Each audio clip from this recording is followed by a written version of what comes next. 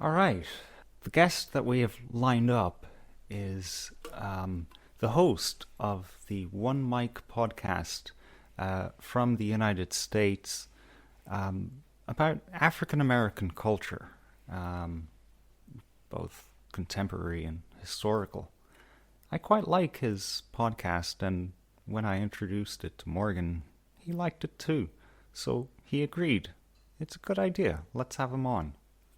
Yeah, thank you for introducing me to it. It's an excellent podcast. It's really well produced. Hmm. It's interesting, and it's a passion project for the Hmm. owner as well. So the kind of bio on the website, which is onemichistory.com, this is a passion project that started out as a way to have something to pass down to my son. I wanted him to see something his dad created. I also felt there was a lack of history podcasts that told the story of African Americans by African Americans. So it says, join us, dive in a little, and find out about unknown persons and events from Black history. And it goes out, I think, every fortnight, and it's really excellent. And I think it's a good match. I Hmm. think really the history of in maybe not obvious ways, but the history of African Americans and Irish people, I think there's a mentality that both cultures share, and we all value our history. I think it's interesting from an African American history that it's a disjointed history. So it's a group of people who've been, let's say, taken from one land to another land and had their culture kind of destroyed and their history destroyed. We here in Ireland have experienced that as well, that we're still, those of us who remain here.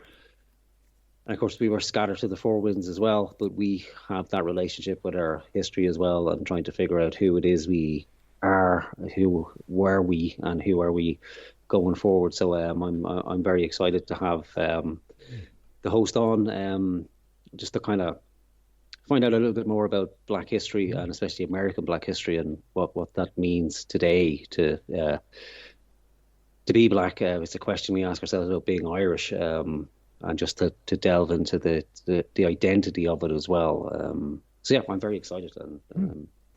honored to Right. have.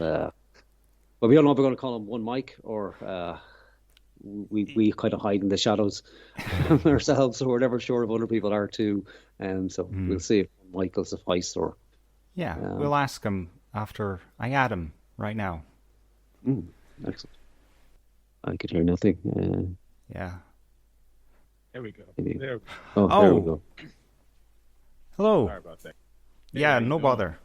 Thank you. So, Thank you for what? having me, man. You think I'd be used to this by now? It's always nerve-wracking, Have you learned to hate this? Well, I know you were having difficulty with Skype. You had to recover your password on that, but every time we do a show and I hear the ringtone of Skype, it's like a bundle of nerves. You never get used to it. I don't think. No, no, never. And I haven't used it. Wow, I haven't used Skype in a while. So it's Hmm. like, we're using Skype. Okay, well, let me find my password, my account, make sure my picture is appropriate because things have changed. I know, and your wife was good enough to let you out to play as well, Yeah, I know, I which know. I found very, very funny. You on the clock? Is she in the room with you Yeah, now? I am definitely on the clock. You have to. Hey, we're doing this. It's going to be at 7. I'm gonna need like an hour and a half. As long as she's not in the room, if Yeah, she's in yeah. the room with you, you can knock on the table twice to let us know, and we'll No, try I and keep. locked her out. I locked her out. She's fighting. She's fighting with my son, so it's okay. All right, good stuff. Yeah, we're very happy to have you on. I was just saying there before you come on, that this project you have, if that's the right way to approach it, it's a passion project and something you did for your son. You obviously recognize there was a lack of a dedicated podcast that looked at various sides of Black American history told by Black Americans or African Americans. So you see this project, you want to leave this for your son. So one, he knows about his history, I imagine, and then he has a record from his dad as well. Yeah.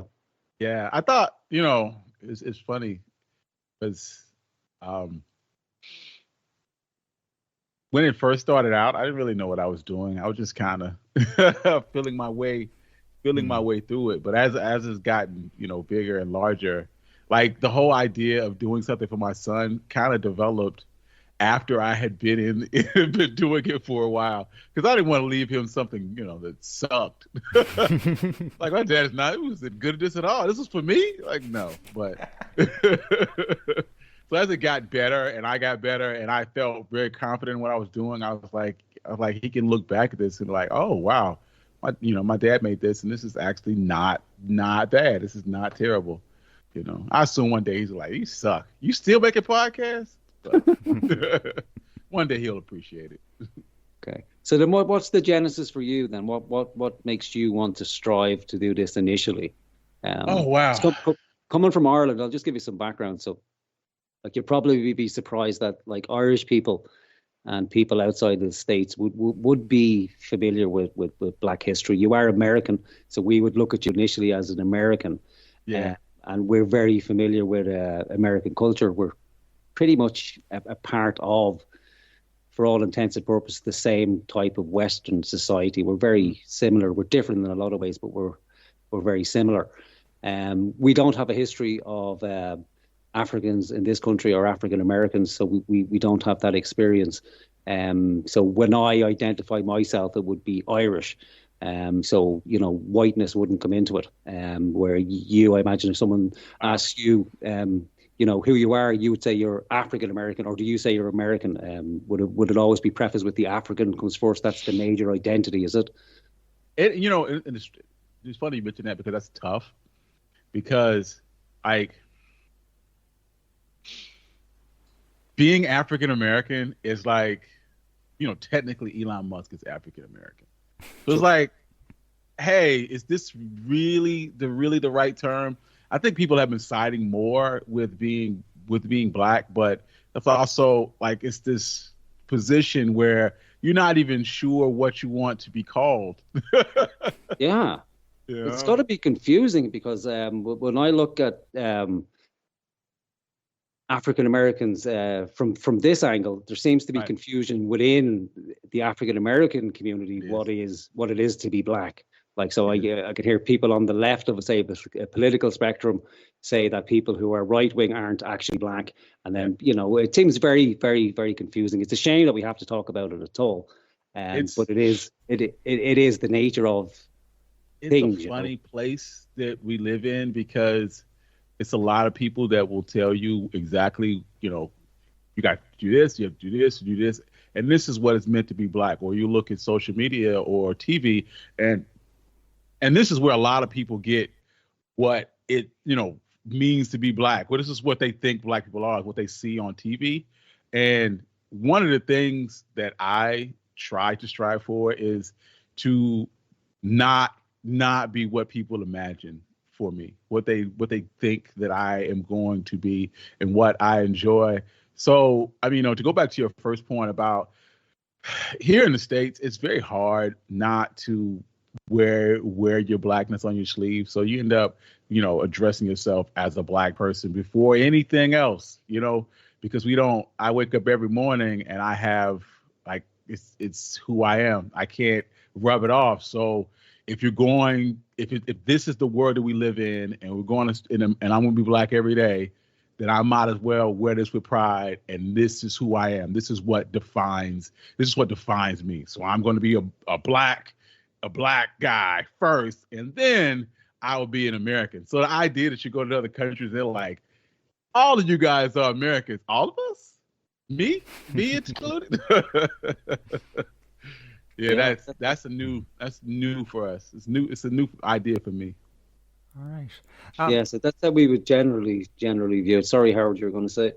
No, I was just going to ask, folks on the right, let's say Jesse Lee Peterson, would say, well, actually, I'm not sure if he specifically would say it, but I've heard it from the right-wing Black community that to identify yourself that way is problematic in itself. Like it engenders problems. What's your take on that? So this is why you end up with this whole idea of what it means to be black, and why people on the left kind of look at black white ringers as like, yeah, these dudes is questionable, because it's to give you some context. Here in the United States, especially recently, it is very hard for you to be a conservative and not be anti-black. You see what I'm saying? Like, it's very difficult for you to be a pro-black, right-wing conservative. If you're going to be a conservative, there's going to be a place. If you look at someone like a Candace Owens, or off the top of my head, what's the guy, the senator from South Carolina, Tim Scott, any of these guys, they're going to tell you that all our problems are from within, that racism doesn't exist, while also simultaneously being subjected to the same issues that we face on a regular basis.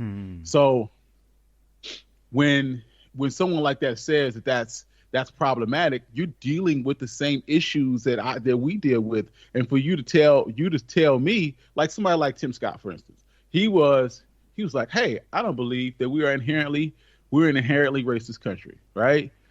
He and I can't remember the Indian guy, both had to drop out of the race because they didn't know that they thought he was gay.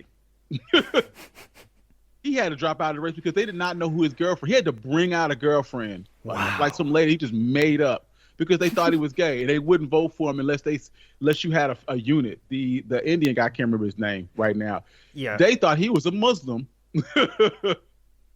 Wow. And he's Indian. Yeah, he's Indian, and he's like, I thought he was a terrorist. I don't want to vote for this. I don't want to vote for this guy. How can you guys sit in that position while also being subjected to the exact same racism that we all see? Like, what does that? How do you have that cognitive dissonance to be able to look away from that? I feel like they must be getting paid. Like, it has to be money. It has to be money. And I don't want to say like, hey, my ideas are always the right ideas and their ideas are always the wrong ideas. Hey, maybe if I talk to them, we would find some common ground. But when I look at their position, I don't see the validity in it. I don't see the validity in it. Some excellent points, yeah. We're sadly now encumbered with the American version of right-wing politics. Would you agree, Morgan, that we kind of have to adopt these notions of race and such because we don't really have a context for it ourselves? We don't. So up until the last maybe 30 years, Ireland has been predominantly white. But in the last maybe 10 or 20 years, we've had a lot of immigration into our country, and that's from, I think, a total of maybe 83, 84 different countries, and the population has increased by 1 million people within that time frame. So our population has historically, for the last kind of 100 years, hovered around 4 million, and we're now getting close to 6 million. And we're kind of dealing with the fallout of that, of having to deal with a multicultural society within the last 20 years. So we've no real history of having other races living on the island with us. So in the absence of having other races, we decided to turn on ourselves and find differences within our own community. It's normally through religion, so it seems to be a pretty fucking human experience to hate each other for whatever particular reason you might have. But we have a long history of fighting invaders. Our oppressor would be historically the English. Right. So I think Irish people would look on English people, or in the same way that African Americans would look on quote unquote white people, and the history of being the oppressed versus being the oppressor. Right. Well, we've had 800 years. Us as a nation, we're only free, and I put free in quotes, for the last 100 years or so. So we've only had our own state and our own government for the last 100 years. And we had a long struggle to get to that, and many wars, and we overcame our oppressor. And really, I think in the last 10 years, Irish people are only comfortable really being Irish and expressing that openly. And just as we get to that moment in our own history, well, then now it seems from our end it's that attack again, because obviously the more people you put into a country, the natives there and their culture diminishes, and will be the case in America with the original inhabitants, the Native Americans. Right. Their culture was obviously destroyed when the colonizers came. But what I find on a personal level is, and that's indoctrinated into us as children. So we'll go through our education system here, and we're told the history of Irish people and the history of oppression, and you learn very quickly to hate the English, just instinctually, because that is your oppressor. Obviously, as you grow up, you learn to, you meet actual English people, and you realize, well, they have no real say in anything. They're just fucking people, and they just have a different accent and a slightly different culture. And like every other human being, they, do the normal routine. You work as best you can. You have a family. You get on. You live, and you get on with your life. So now Ireland has a very good economy, and Irish people are confident within themselves. Again, and we see a lot of that within the African American community as well. So we see a parallel there.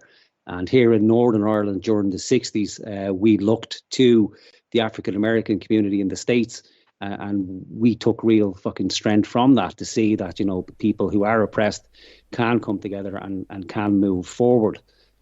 But when I look at the situation in the States, I can't really figure out what it is within the Black community. I don't know if what's actually needed would be like an independent state, where African Americans could live, or some defining battle that could give some sort of closure or finality. Does that make sense? It's funny because being African American is very difficult, because it's like we're so separated from, like, everybody else. Most people have a place that they can call their own. Hey, I'm from here. Like, even if you move to a different country, you're, several different generations away from that, you could say, hey, but my ancestors originally came from here. I have no idea where that's from. There's no place to tie myself to. So most of the culture that we generated is things that have happened since we got here, pretty much over, through slavery, through, Reconstruction, Jim Crow, all that stuff was basically, hey, this is the culture that we've created through our oppression. There's nothing to tie us to. And simultaneously, even if you knew where you were from, we're so far removed from our home country that there's nowhere to go back to, and they really don't like us all that much because we're that different. We're that different now. It's really very similar to like an animal that has a common ancestor, and then they end up being isolated on an island, and now they're not even all that compatible anymore. They thousands of years have passed, and now they're almost two different species. And that's what it feels like between, Black Americans and Africans. We're just not. There's nowhere to go because back it's a culture thing, isn't it? So I would imagine culturally, Black and white Americans are obviously going to have much more in common than somebody who comes from Africa. It's a completely different fucking culture. Just as with me and you, like we can talk for 5 minutes, and we will know pretty much. We share a language, obviously. We share a common culture, which is Western culture, and I think both you and I would be pretty much out of place talking to somebody who's come from rural Nigeria or somewhere like that. Exactly. They're completely different cultures. And this is why, like, when you talk to people, once you get past race here in the States, and I don't want to make it seem like, hey, I wake up every day and I'm like, Black Panther, walk around in black and with my beret every day. But once you get past race with people, you find it especially here in the States, and most of us, we have the same issues. Just like you were saying, just trying to go to work, we're trying to make a living for ourselves. We just want to take care of our kids and our family and go on with our day. Like at the end of the day, that's fundamentally it. The whole idea of race starts to come into play when you get people together. What did they say? Was it the Matrix? Is that, or no, it wasn't the Matrix. It was Men in Black, that, people are smart. I mean, a person is smart, but people are crazy. Yeah. Madness of the crowd. Absolutely. Yeah. So, sorry, Howard, go ahead. Just one point on that. I was married to an African American from New York, and she actually brought that up to me, that African Americans in Africa aren't accepted. And she even said it's not even a culture thing; it's literally an appearance thing. Like, they just know that you're not one of us.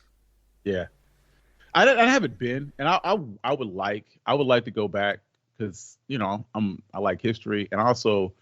It doesn't even matter if it's, a country that my ancestors are from. I would just love to go back. And I would assume that there's still some commonality in the idea of, being in a country full of people that look very similar to me. And you can get some of that in some of the Caribbean nations.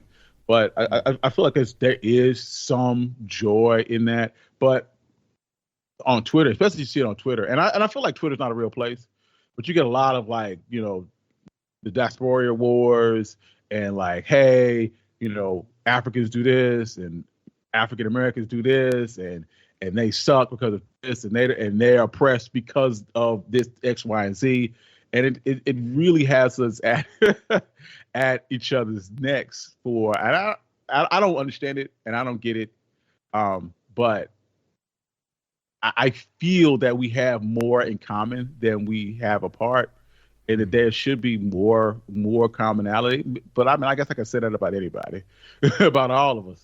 We're very similar. Yeah, it can be, and there is more commonality between people. But I'm just not sure what would get people over the hump, because it's like you said, you can't wash the blackness off no more than a white person can wash their whiteness off. But it does seem to be amplified in the States a lot, and I think there's a kind of a weariness with white people in the States, where they hear different groups, all groups, be it from, every group seems to have a grievance. And I think what white Americans, most working class and middle class, and probably upper middle class white people there as well, will just go, look, this has got fuck all to do with me. And It may have been an ancestral problem, and we recognize that, and people recognize the horrors of all wrongs that have been done to all people. And it is a human thing. Like, all humans everywhere throughout history have, for some fucking unknown reason, decided to behave towards each other in this particular way. And we're generally very violent. We're violent, a violent race. We not I mean, like, human race. It's just violent in general to each other. It doesn't really matter.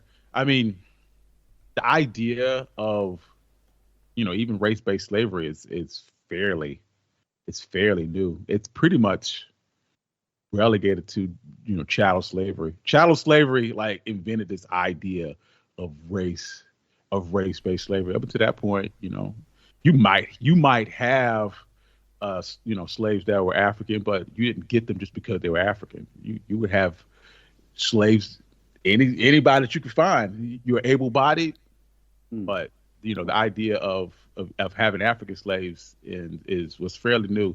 The idea, and I don't have to go down this rabbit hole, but hey, history is what I do. But the idea comes from the fact that the Portuguese tried to enslave the natives, but they felt like they were weak, and when they had African slaves, they felt that they were just, better and more suited to manual labor. And also this idea that now these people are cut off from the homeland. Like if I enslave a native, he can leave and go home. Like he is home now. So if he gets free, he's going back. He's gone. But if I enslave someone, if I enslave an African and bring him here, he has no ties. He doesn't even know the person that he's sitting next to, let alone the country that he's in or how he could possibly get back. And this idea kind of, took off. This idea that really, really took off. And it's like, man, hey. That's bleak. That's it is depressing. It is.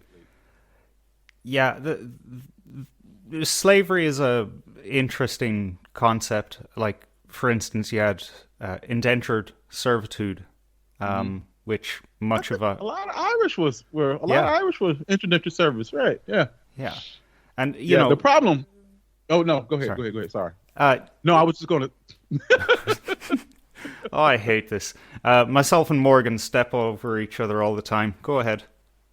No, I was going to say the thing with indentured servants, and this is one of the reasons why they had to do away with it, is because indentured servants had a life. They had an end date. Like, yeah, I had you tied to a debt. So here you come to the States, and now you owe me a debt. But at some point, you're going to pay this debt off, and then at the end of that debt, you turn from being someone I can use for labor into another mouth to feed. Another mouth to feed. So this society couldn't, and this is why house slavery is crazy in here in the United States, because the entire society was built on it. I can't farm these crops. I can't build my, who's going to build these buildings? I can't have you building a building and then tomorrow you're going to need to live in that building. I need a person who is never going to be able to buck, who is never going to be able to say, oh, well, I'm free. And this is where slavery differed a bit from the Portuguese and the Spanish, because the Portuguese and the Spanish were Catholic, and they had this idea that if you converted to Catholicism, you could be freed. And when the English came here, they were like, nah, bro. No, sir. I need you to do this forever. So they would, and of course I think they were Protestant. So they were like, I don't care. We can slave them forever and their kids. And they saw slaves, enslaved people, enslaved Africans more like you would cattle, as an asset, as a piece of property that could be, bartered and sold and bred, as opposed to an actual person. Yeah. Anyway, sorry, I got on a tangent. No, I'm sorry. Not at all. No, there is actually a biblical scripture, a chapter and verse that they referred to as like, oh yeah, this proves that these dark people, they're not human like us. They don't have souls. Right. Of course we can own them. Right. It's okay. It's okay. And then, you take this and you do this for 400 years, and by 1865, when Emancipation Proclamation, and these people have no idea. They have no idea anything past being enslaved or what's at the end of my block. Like even when you say, hey, I'm going to run away to my freedom, how do I run away to my freedom when I don't know what's at the end of the street? Like it was a really, really odd proposition for people to say, hey, oh, you're free now, and do what? And go where? And with what? And what skills? I mean, even if you were a blacksmith, like, freedom where am I going to sword? Yeah, it was a huge double-edged sword, and it was a tough time. It was a tough time for people, especially when they didn't give them much. Yeah, just to go back to something you said earlier that you hadn't kind of looked into. Well, one, you didn't know where your ancestry comes from, and you haven't looked back into it to see or done one of those 23andMe tests that people do to find out their ancestry. So would that be really useful? Do you think that would give you some and the closure, or because for me, like I'm Irish, right? I looked into my ancestry, so part of my ancestry is Ireland, and it goes back a long way, and another branch of it is from the UK, from England. So I have a history of I know on one side is the the oppressed, and I can easily identify with being an oppressed Irish person because it's easier, nobody wants to be the fucking oppressor, who does, other than actual oppressors, if you have a talent for it, I suppose it will come to the fore anyway. So I have that kind of, conflict of, okay, well, I know on one side there's a history of oppression, and on the other side there's a history of oppressed. And I did see some program, a kind of semi-famous African-American woman did one of those kind of TV programs with 23andMe, and to look back into her ancestry. And to her absolute horror, she found out that, a large part of her ancestry was actually slave owners.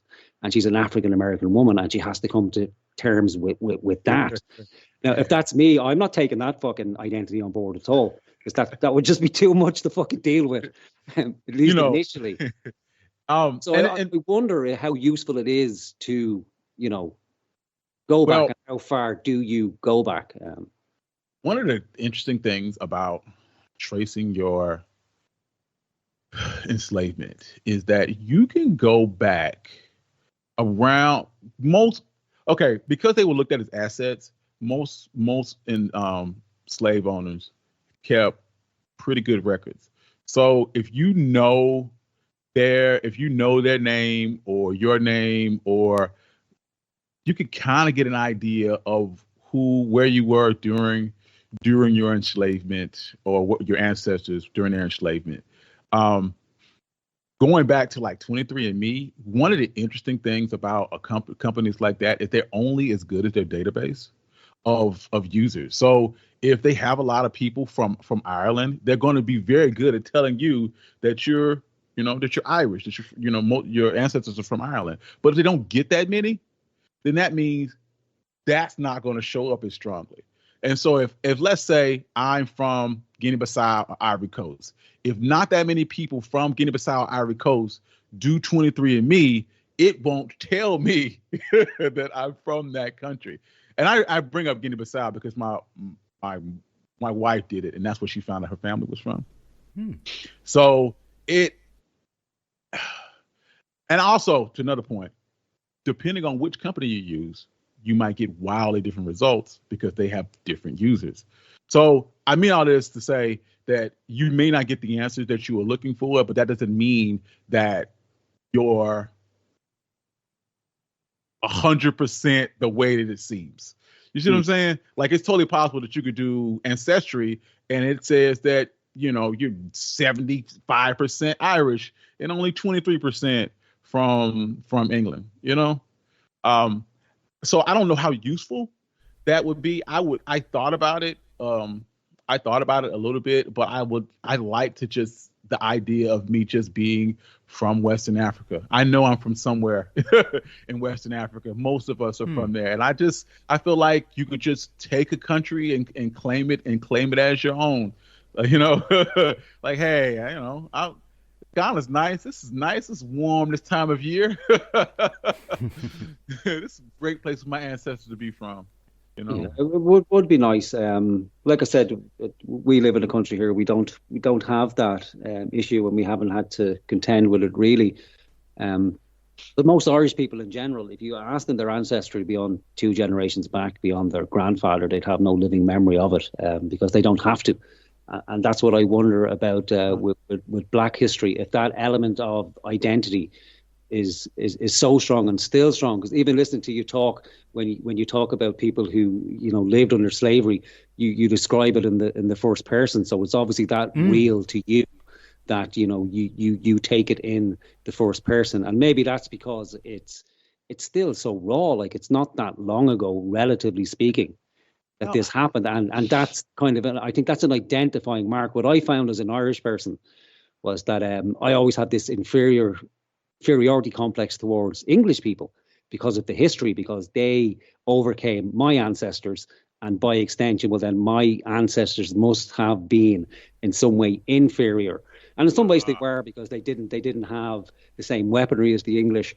And so as an Irish person, for a very, very long time, like, Irish people kind of, hated themselves, and they didn't really want to talk about Irishness, because it wasn't something to be celebrated or recognized.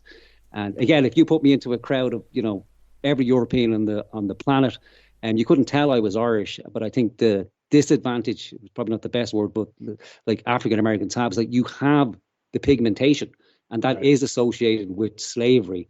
And I think inherent is that okay, well, Christ, my people were overcome by, and it's identified, I think, in your country as white people. And so there's always going to be that kind of tension, I think, unless by some miracle we all have our memories wiped in the morning, right? And none of us have any memory of any ancestry, and then we go, oh well, fuck, what do we do now? How do we interact with people, right? now? I think that the thing with us, and this happened, like, it's just a funny thing about Black history, is that you can look and see moments in the sand where there was a fundamental shift, like during the 1920s, during the Great Migration and the Harlem Renaissance. You had this idea of like the new Negro, which is basically like, up until that point, people didn't even think that Black people could do art. They didn't think you had the intelligence for it, right? So you had these people like, hey, we're doing art. They pioneered jazz. We have all this renaissance of ideas, and Du Bois talks about the dual consciousness, what it meant to be Black in America and also an American. We just talked about that, and then you fast forward, you get to the Civil Rights Movement, and not so much Civil Rights Movement, because there was a lot of trying to portray the right image. This is why when you see them, they're always wearing suits, because they wanted, in a country where you could be lynched for just about anything, they would wear suits because they want to present themselves in a certain way. So when you see them, that you're like, this is a respectable, that's why they call it respectability to politics, because you wanted to have this respectable air. And I mean all this to say, when you start getting to the middle 60s, the younger generation, the Black Panthers, and they champion this idea of Black is beautiful, and that we're beautiful at no matter the way it comes. And you had to shift from suits to wearing jeans and denim and afros and leather jackets and the Black Power fist. And that whole idea is like, even today, you still see that ideal of, yes, you've been oppressed, but you're beautiful. You don't have to conform to European standards of beauty. You are who you are. Wear your hair the way it comes. All of these things are like a battle cry for black people these days. So when you look back, even on your oppression, you don't look back with the sadness. You look at it like, these are things that happened, but now, I'm not them. I'm not them. Today we are, I'm proud of who I am. You see what I'm saying? So it's like, it's weird to look and see a line in the sand and say, oh, this is the point where we were like, we're happy about who we are. I don't want to be anything else. Black is beautiful. It's a interesting concept. It's interesting, time and dynamic. At least I think so. You know who Jesse Lee Peterson is? Do you know who that man is in the States? I think I do. I know when I look him up. He's there you go. he's a conservative, but we have this image of Black Americans. Oh yes, I know. Yeah, when we think of politics, we will think of kind of left-wing politics, and you mentioned there the Black Panther Party and kind of the Marxist influence within that as well. They were. And I see the communism, socialism. I see the big objection that I see from kind of Black conservatives, and the argument is always made, or often made, that things in a lot of ways were better under Jim Crow laws, and that Black people had it better back then in relation to family life and low levels of crime, and mother and father being present in the relationship, And that commerce. somehow that seems, yeah, and commerce as well. You mentioned kind of Harlem, and I think there was a pretty big economy back then, just a black-based economy, and I'm thinking maybe long term that might be better for African Americans if there is their own state. But that throws up horrible questions, because then it's like, okay, well, does segregation actually work better? As horrible as it is to say that. Then. It's funny you mention that, because one, early Malcolm was a champion for this. This is what he wanted. He wanted a separate state, or a state where we could do, do our own thing, govern ourselves as we saw fit. But it's also was tried a couple times. There was back when Oklahoma was Indian Territory. It's pushed for Black people to move to Oklahoma, because it was in a country that was overly racist at the time. This is like during the 19th century. It was a place where you had some freedom. You had some freedom, and then they had the land runs. I think that was like 1890s, and by that time they were like, "Nah, you guys have to roll. You have to get up out of here. You can't stay here. This is not going to be a black state." So fast forward, you had Tulsa and the Greenwood district in Tulsa. And while it wasn't necessarily like a Black Wall Street, they call it Black Wall Street, but it wasn't a stock exchange. It was just a town. It was just a black town where they had schools and stores and all these types of things. And they burned it to the ground. And you see this story continuously, that every moment that Black people had an opportunity here in the States to build something, or you see individual Black towns, and you ask, what happened to that town? Oh, they had a riot and they burned to the ground. So it's kind of hard for you to point to that and say, hey, well, segregation works. And I was like, well, the moments when we had things, you stepped on it. You stepped on it over and over and over again. So I can see this idea. I know that Jamaica, not to talk about politics in a different country, but I know Jamaica mentions that they needed a period after they, overcame colonialism, that they needed a period of they felt like they needed a period where with a dictator that had a plan, even democracy was too lax. We needed somebody who was like, we're going to do this, we're going to do this, we're going to do this, we're going to do this, And I can't tell you what to do. I don't know anything about international politics, but the idea is intriguing. We'll just say that. Yeah, it didn't work out well for us. We just got tyrants with our own accent, and who were born in our own country. So I think whichever way it works out. So I think freedom on a mass scale might be impossible. And I think the true meaning for freedom might be more on an individual basis. If you can get yourself and your own family free, and that might be starting block, and then work on the fucking solving the problem between the races. I feel like you guys and everybody who is oppressed by England should have you guys have this commonality. You know what I mean? Like you and Jamaicans and all these other countries. Isn't that? You ever heard the term that the most popular holiday in the world is celebrating your independence from England? It's not. We don't have it. We don't have an Independence Day. Well, let's start one. Could you imagine that? And our patron saint, Saint Patrick, was a slave as well. So we kidnapped him from Wales, apparently, and brought him here, and he escaped, and he came back, and he taught us Christianity for our sins. So, yeah, I'm not sure the problem can be worked out or will be worked out. Can I touch on? Sorry, go ahead. Excuse me. Can I touch on the common enemy, right? Let's build a little bridge here.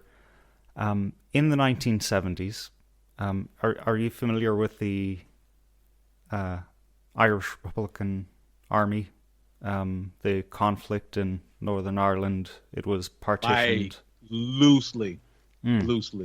So basically, we had to sacrifice a bit of our country to have a country, and that's where my family come from. My grandfather fought against a very oppressive regime, like as recent ago as the 70s, and he was murdered by Crown forces for his work. Would you guess though that in the 70s there was Black Panthers in Northern Ireland fighting alongside the Irish Republican Army? Really? Yeah, there's photographs of, fucking what do they call it? Carbine rifle, as almost stereotypical as like you see in a movie, a Black Panther with the afro, with the fucking rifle standing sentry. People sang "We Shall Overcome" on the streets in Northern Ireland as well. I don't understand the angle. What's the angle? There was always an exchange program going on between these countries. Like my grandfather, for instance, went to Portugal, I believe, to train the rebels there, to overthrow the fascist government there. It was like an exchange program, like students from one country go to the school in the other country and vice versa. We've had this for a while, and I want to know what you know of the Irish diaspora's relationship with African Americans in America, because I was told that they were actually downtrodden people, both. So they had they just naturally mingled, and they shared music and they shared culture until the New York race riots, I think, in the early 1900s or something, where regrettably Irish people felt it necessary to lynch some African Americans, and poof, suddenly the Irish are white now. And then all of that history just kind of vanished into, the history books, basically. Is this a misinterpretation of history? No, I don't think so, because it's funny you mention that, because I was looking into, I don't know if you're familiar with Seneca Village. Seneca Village was a town out in Manhattan in what is now Central Park. And this was during the early to mid 19th century. And it started out as a black, two black landowners purchased lots, and then they started selling those lots to people. And at one point it was about 40 to 50% Irish living with African Americans in this small town. Now, what ended up happening is that the people who lived in the city wanted a place they could go, a green space. And this is where Central Park came in, and they took this place by eminent domain, which is basically the idea that the government can take lands for public works if you're compensated. You don't even have to be compensated well, just compensated at all. And so they took that land, but that idea of them co-mingling together lends credence to the idea that there was a time when we were buddies. There was a time when we were friends. And I will say this, the whole idea of whiteness in the United States has co-opted groups as we've gone through time, because there was a time when Irish were on the outside, there were a time where Italians were on the outside, and slowly you've gotten co-opted. But it was never going to be an opportunity for black people to be co-opted into whiteness. Who were not only there was an obvious problem because we were dark skinned. But there's this idea that at the end of the day, you're always better than that person. There's someone that you can say, at my lowest point, you're better than him. You're better than them. Matter of fact, Lyndon B. Johnson has a quote where he says that if you can convince the lowliest white person that he's better than the Negro, he will let you pick his pockets for him. So basically, if I can point you in the right direction and tell you that you're better than any black person, then I can rob you blind. And this is the whole that's the first time I've seen a quote that so poignantly points out the idea of race here in the United States. It's, race here is a way to point people to somebody and say, hey, you should hate them, when the actual problems and how we talk about how everybody has the same commonality, we all have the same goals. Our actual problems is, corporate greed and corporations and billionaires. But no one wants to look at that because we're all at each other's neck about the color of our skin, and it sucks. I think Howard touched on it there. Howard, you mentioned the common enemy, and that's the thread that would have brought the likes of the Black Panther movement and the IRA and other kind of Marxist revolutionary forces together. Because the common enemy. I think historically the common enemy has been the ruling class, and you mentioned that notion of whiteness, and I think that may have got muddied in the water somewhere along the line. That when people say whiteness, I'm not sure if they mean just by the nature of someone having that pigmentation. That's what they mean what whiteness is. Because I remember listening to years ago a podcast of the Anthony and Opie show.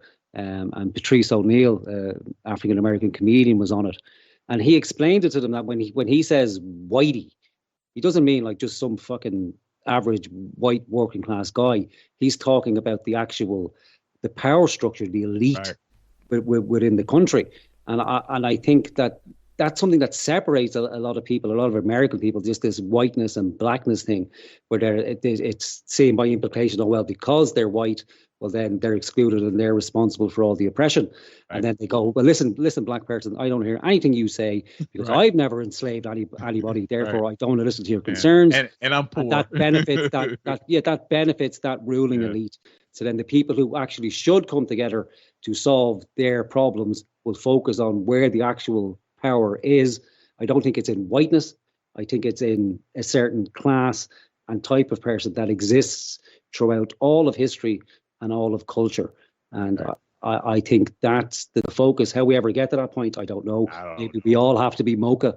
That might be the only way to do it. if we get rid of the distinction and color, well, then we could focus on the 7,000 or 8,000 other problems we have. And one of the interesting things, I found interesting is that a lot of these groups rejected not only especially the Black Panthers, they rejected capitalism as a whole too, as like capitalism has never worked for black people in the United States. Therefore, we're going to embrace communism. We're going to embrace Marxism. The Black Panthers used to read the little, Mao Zedong's Little Red Book, and people like, W.E.B. Du Bois, who started out like W.E.B. Du Bois lived a long time, and he had a lot of ideas over the course of his life.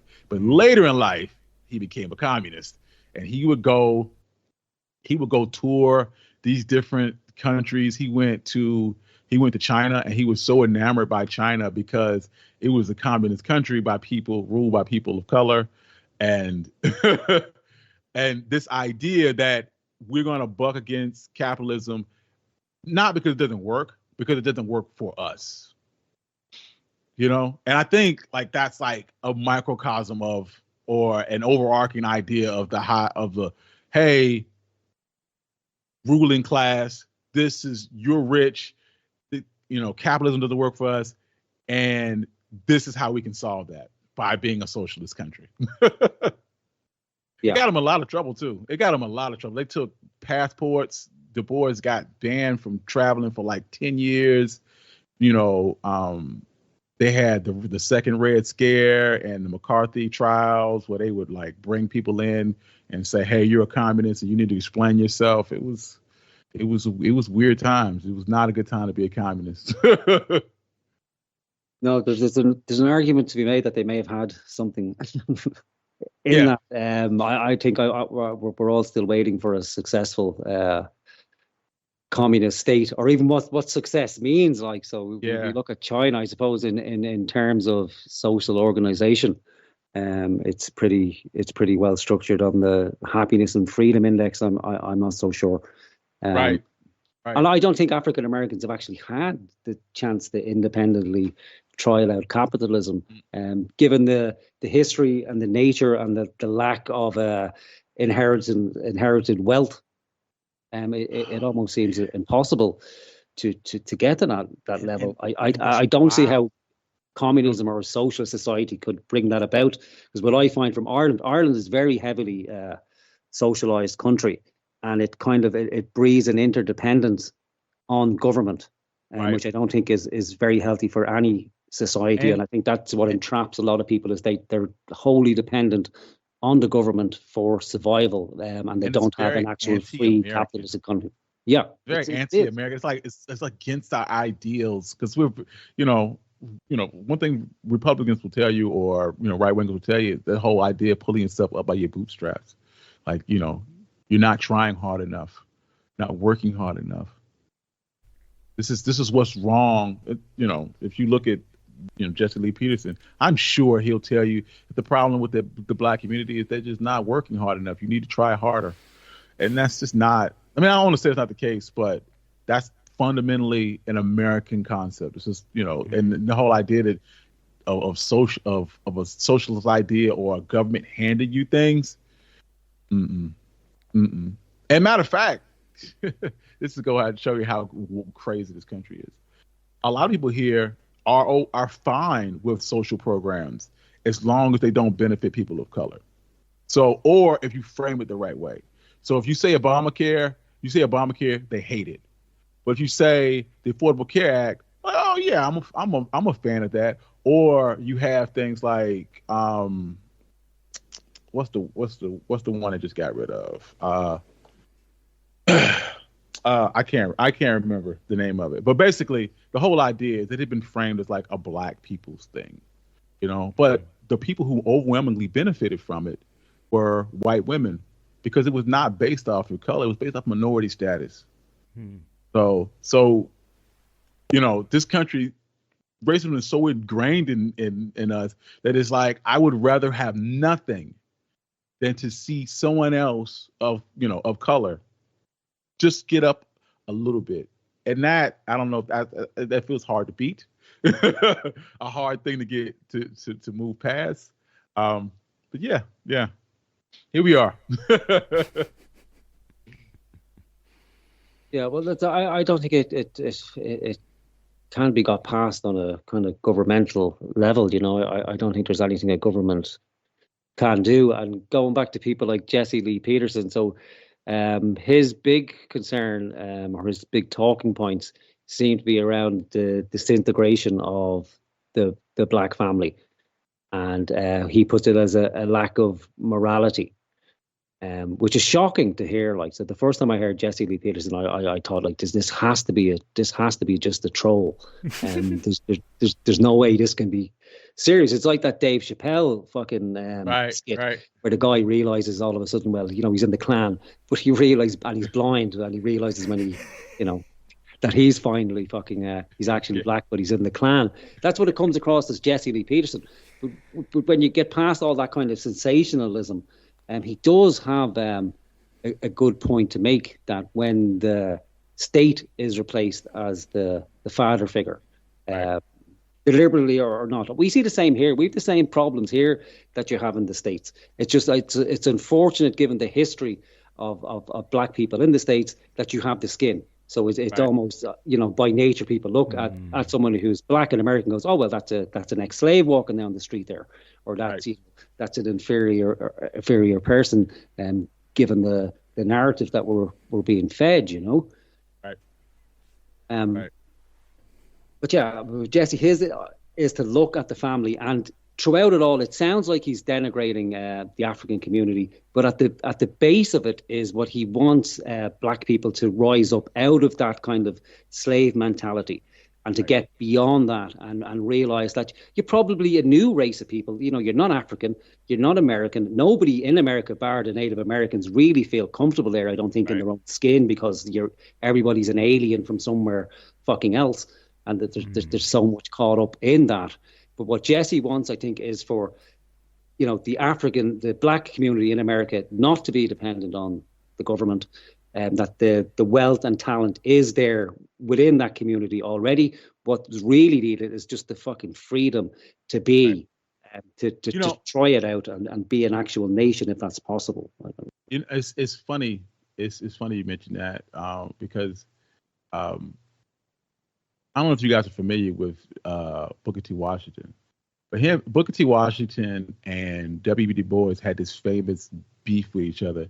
So over the course of, like, from the point of emancipation on, it was always like some de facto public face leader of black people, whether it be Frederick Douglass, and then it was Booker T. Washington, and then it was, you know, Du Bois, and these people would just like speak for black people in general. Anyway, the Booker T. Washington got famous before his Atlanta Compromise speech. His Atlanta Compromise speech was basically saying that, you know, the enfranchisement of black people, letting black men vote, was a failure. But if you let us grow economically, you know, as like this subclass of people who will work hard, and then we can revisit the idea of being able of, you know, social activism and being able to vote and stuff like that. Now, granted, Du Bois was like, yeah, that's stupid. That's a terrible idea. But there was this idea, like, it's very similar to Jesse Lee Peterson, where, hey, if you pull yourself up by your bootstraps and you work really hard, you can make yourself so indispensable in society that they don't have any choice but to eventually come to the table and I don't know, respect you, but at least talk to you because they need you. Amazing. You know, I like when I talk about this to people, it's when you don't frame it in like right wing, left wing, just like, hey, he was, you know, this guy was preaching economic advancement. This guy was preaching of social advancement. A lot of people, you'd be surprised how many people favor the idea of someone like Booker T. Washington. And black people as a whole are pretty conservative. If it wasn't for the whole race idea, like that kind of defines the right wing, more black people would vote Republican, far more. But we just can't get past that, like, because the whole idea of Christianity and that stuff, the Christianity and the whole right wing ideals, they go hand in hand like a glove. And, you know, 2-parent households, you know, being against homosexuality and all these ideas, that black people they eat that stuff up. So it's weird. It's weird to me to see us kind of be at odds and also at the same time agreeing with a lot of the same things that they say. You know, you'd be surprised how many times you'll see someone and you're like, oh, I agree with that, but this, you know, this whole racism thing. Yeah, well, the left are going to be hesitant to let go of that, aren't they? Because they do have a large voting bloc within that community. And I know, looking at it cynically, if I was, you know, a politician or in politics, you would use that to your advantage every time, and you would stoke it and but the wild provoke thing it. is, if you're black, you have nowhere to go.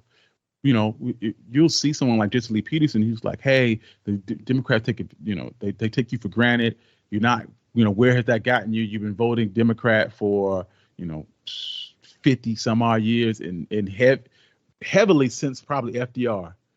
And where's that gotten you? But on the flip side of that, it's like, it can be worse. It can be worse. Like, what are you advertising to me? What are you selling me? What are you giving me on the other side? If you're trying to coax me over from the Democrats, what are you offering? And the answer is nothing. It's just nothing. You're offering racism. It's pretty much the same here. No matter what government we have or what party we have, it's the same equation all the time. Things just get progressively worse. Right. And we have it in reverse now. So because we've taken in a lot of people from different countries, be it Ukraine, Nigeria, the Middle East, and those people are now being prioritized over Irish native citizens. So we kind of have this in reverse.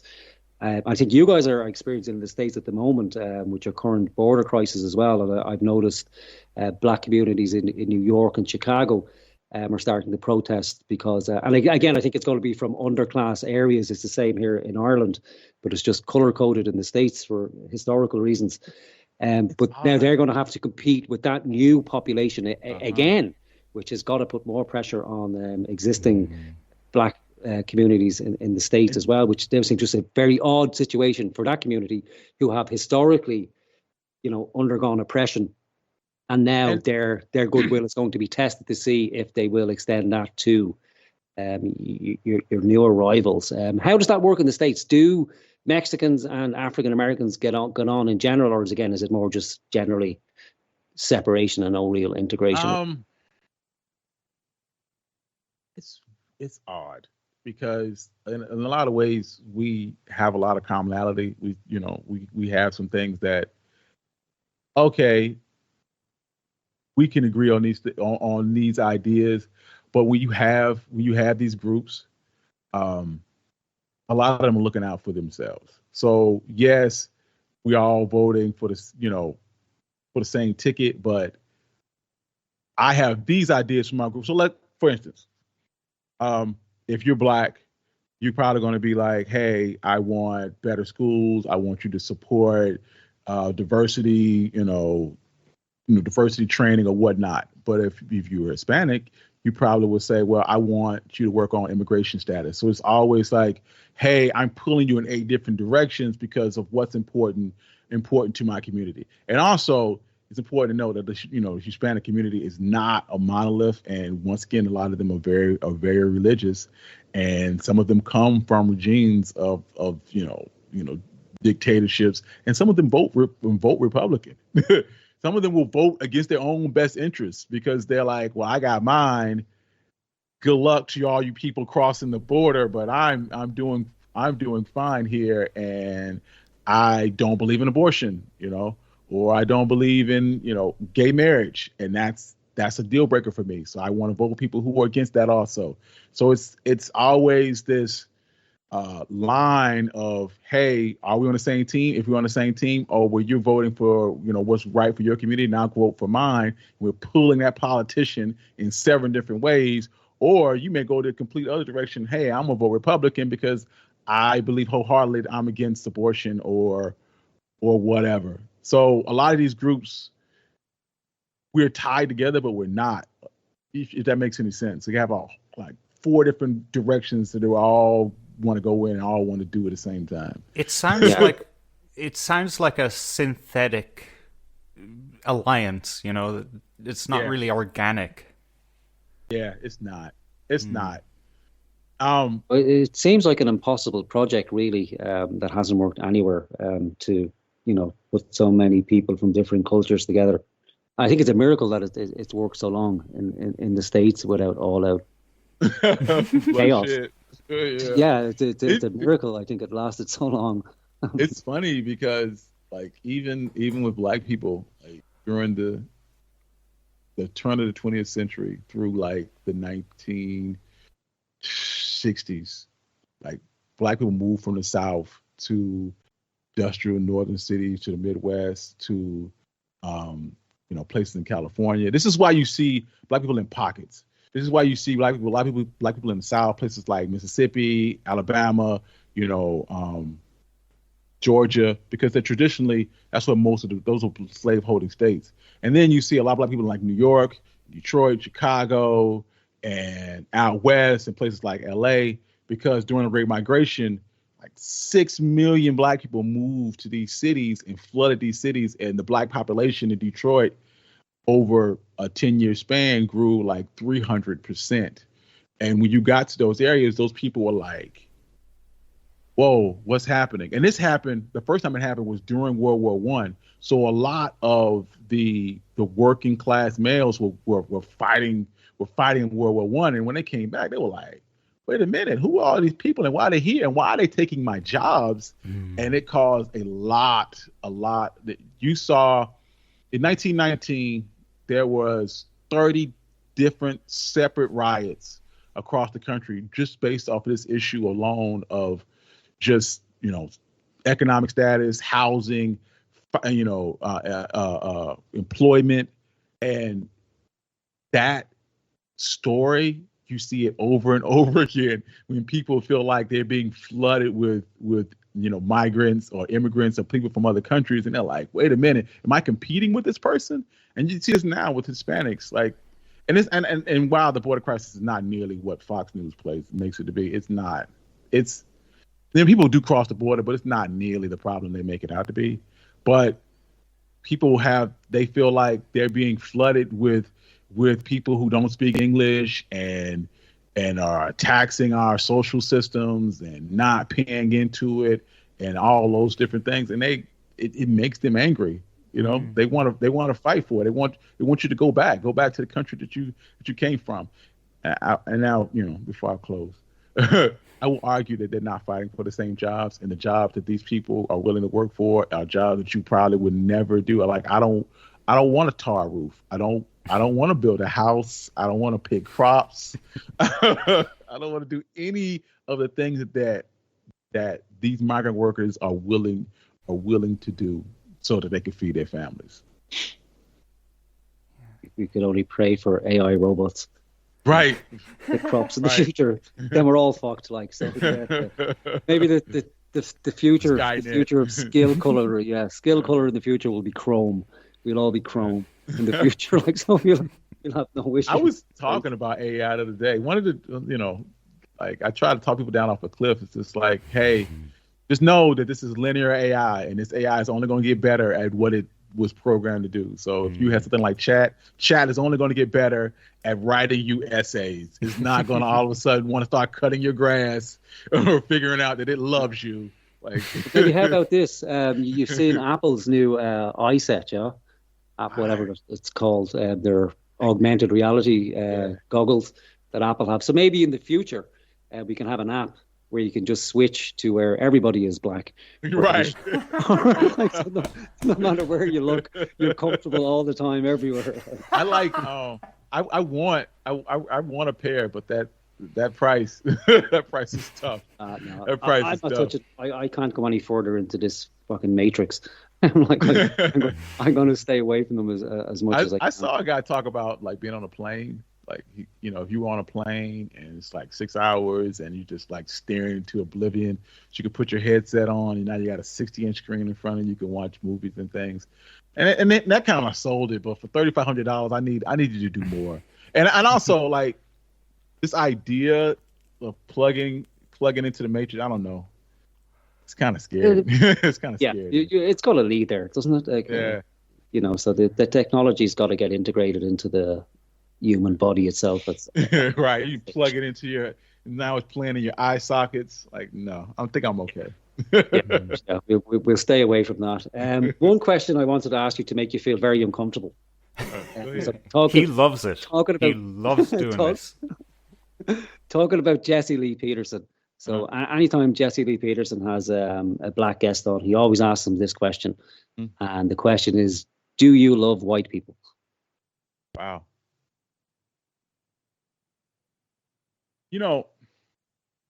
If they asked Malcolm X this, and Malcolm X mentioned that they don't come into play. He doesn't think about them. Like, it's not. I'm focused on singularly on my people and forwarding and facing forward on the goals for us.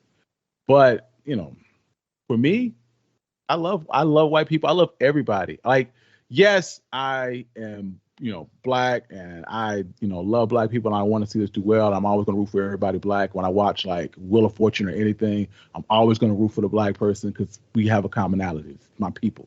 But as a human being, I feel like I want to see everybody do well. I love all of us. I want to see us do well, and I feel like this is something that we can overcome, and we should be able to overcome this.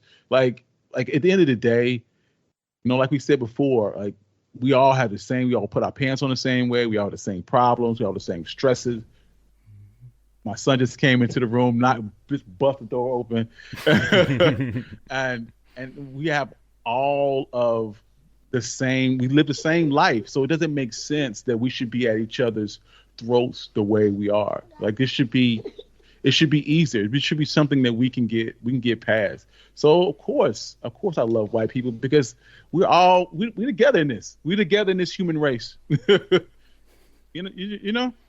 Yeah, we're together. That's good to hear. Yeah, everyone else I've heard. Yeah, but Jesse Lee answered. I don't think I've heard anyone say yes. I love white people. They normally go a roundabout way of saying I love everybody, but they can't bring themselves to say they love white people. I don't want to feel like we should be at each other's throats. Like it's not fun. But we shouldn't. Who does it benefit? Like who does it benefit really? You know, that's where we need to be looking. It doesn't benefit me. It doesn't benefit anybody for us to be at each other's throats. The people who are benefiting from this are making millions off of our anger towards, skin color. That's not fun. That sucks. And why? And even if I'm not oppressed, I have to buy into that, right? Yeah, there's so many other reasons, good reasons to hate people. Right, right. Like a team they root for. Like it's thousands of them. Yeah, that's great. How old is your son? He is about to turn 4. He's about to turn 4. And this is one of the things I worry about in this world. Not to make it bleak, but I don't know what world I'm giving him. I don't know what. Geez. Yeah. I don't know where we're going. I don't know what this is going to be.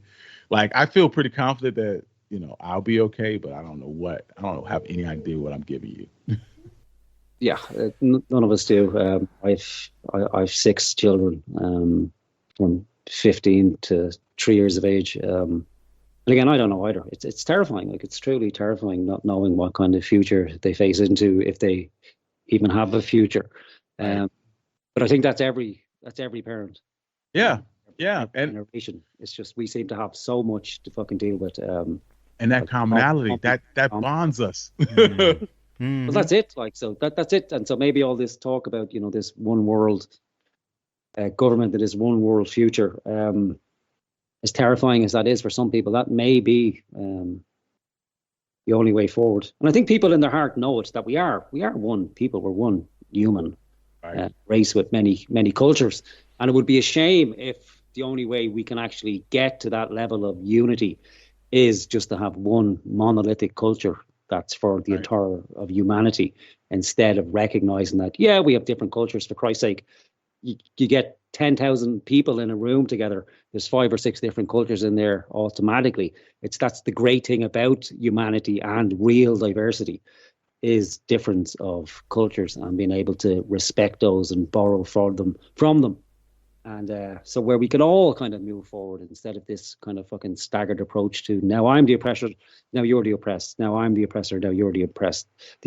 I think we've reached the level of humanity where we can skip by that and kind of move on to figuring out what's good for humanity as a whole. And I think we all know that. The problem is, when it comes to solutions, we start fighting each other again. No, my solution's better than your solution. No, my solution's better than your solution. Fighting over the pathway on the journey. Mm-hmm. Yeah. How many angels can dance on the head of a pin? Really, that's all it is. Right. I tried to count. I was sitting here thinking like, at least one.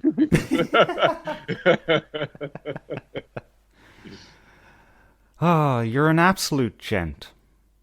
Yeah, that was wonderful. Thanks for having me. Perfect. We can return you to your wife now. For all our to end this on a happy note. Like when you guys told me, you showed me where you're from, I remember thinking, I was like, I am not entirely sure where that is. Like we're in Ireland. I was like, where's that? I'm not sure where that is. But I told my wife, I was like, it's kind of like our states, Like here, I'm pretty sure if I told you out to North Carolina, you're like, I'm entirely sure where North Carolina is. You know. We do. You're living up to the stereotype of an ignorant American. I now. am. I know. I was like, I feel like I'm living that stereotype because I am not really sure. But no, one of the things I enjoy about this talk is like just your viewpoint on things and being able to see things from an outside of the state's view, because I don't get that very often. Like, hey, from a 400 level view, it looks like X, Y, and Z, and this, and this. I'm like, you know, I'm so close to it. All I know is I've only ever been out of the States maybe once or twice.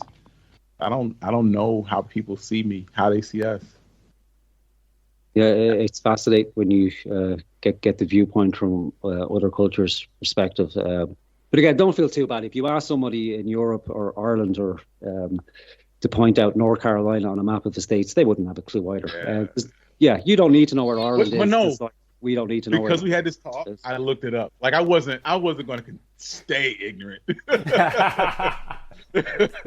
All right. Well, there's only a couple of thousand years of history to get through before you're familiar with it. That's another thing that I find fascinating is that we don't have 1,000 years of history. We have like 300-400 years of history here in the States. Like it's hard to find a house that's older than the 18th century, like late 18th century. Like there's a couple houses, built in the 1700s that still exist, but vast majority, they might be 200 years old.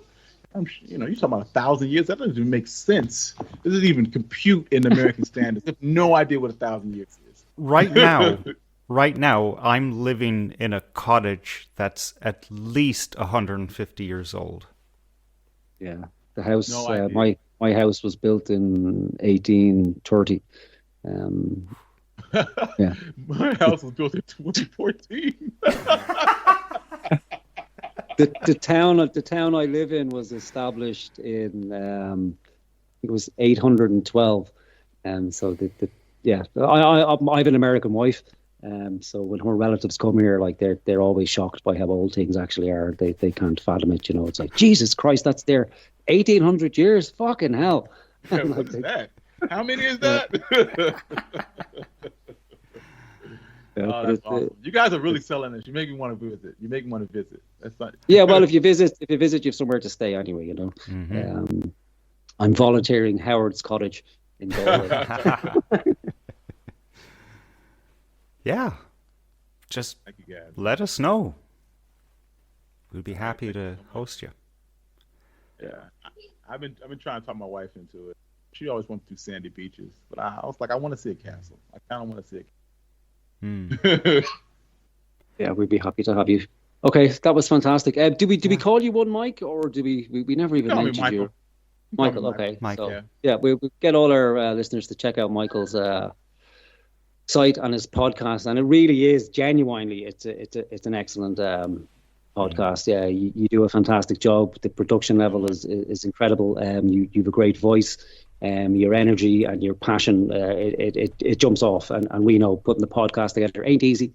Putting the podcast together with a family ain't easy, and they are projects of passion and love, and we respect you for that, and thank you for coming on and sharing your knowledge and experience with us. It's genuinely appreciated. So thank you very much. Thank you for having me. This is awesome. I enjoyed this. Would you come back again? Oh, yeah, of course. This is fun. Wonderful. We made a friend, Morgan. Right, I know. Finally. Anyway, thank you guys. All right. All right, thank you. Have a great night, and give our love to your family, and all the success in the future to you. Thank you so much, man. You guys have a great day. Take care, man. Bye-bye. Huh. Wow. Nice man. Yeah. A real gent.